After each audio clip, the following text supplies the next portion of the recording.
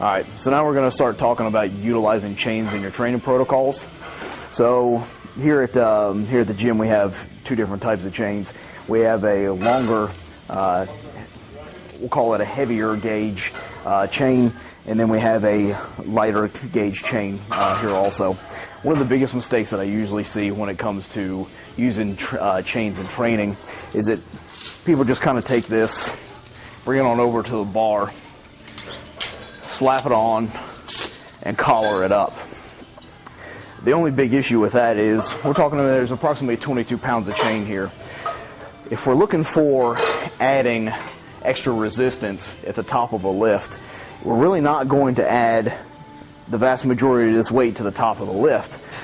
I mean, we're only talking about, what do we got here, about 1.5 feet of chain on the floor already that we're losing extra weight.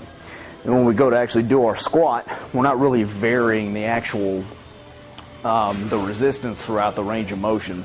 So one of the ways that we can compensate for this is by taking the chains,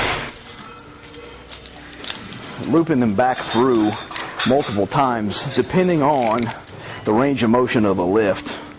So say we're doing something like a squat here,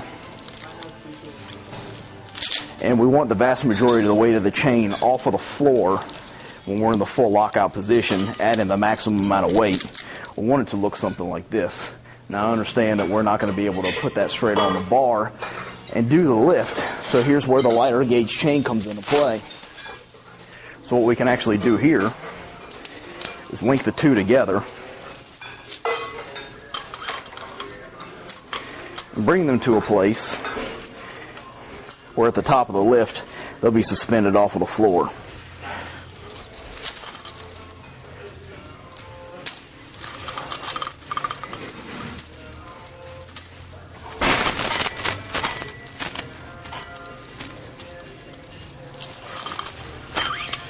Now this is going to allow us to utilize the chains in a much more appropriate manner. So for the deadlift, when setting up the chains for the deadlift, a couple of things. You want to try and keep the chains away from your feet, okay? As well as what you want to do is look at the lockout height of your deadlift, okay? And what you want to do is keep the chains at about that distance. Again, we don't want to complete the last 6 to 8 inches of the lift with all of those chains underweight, unless, let's say, that's your weakest point. So what we want to do is set it at a level to where the chains are just coming off the floor at the lockout point. So we have our doubled up chains, just like we had them for the squat. I have the spring collar here, and we're going to move it straight up like this.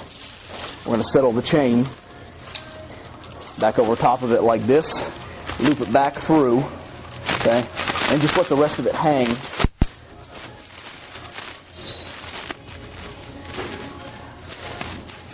So that it adds even more weight to the lift, okay.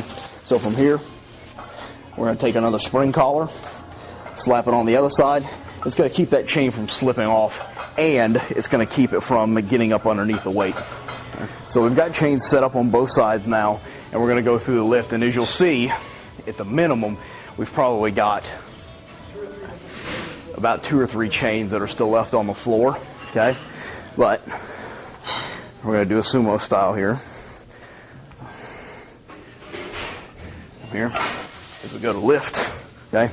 Chains are coming off the floor, so we have that accommodating resistance, okay, fully utilized at the top of the lockout.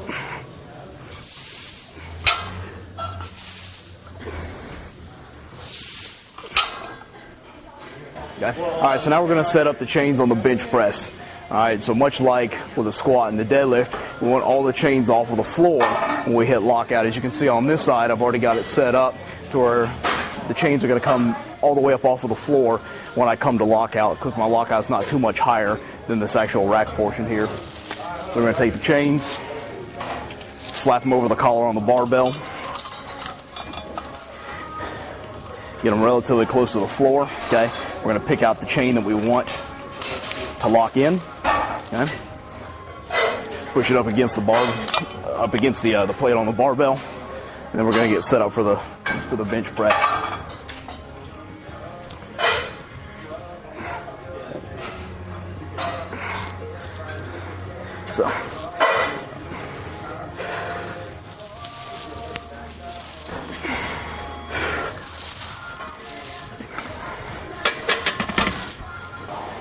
So in closing, we can utilize the chains in any way, shape, or form that you choose to.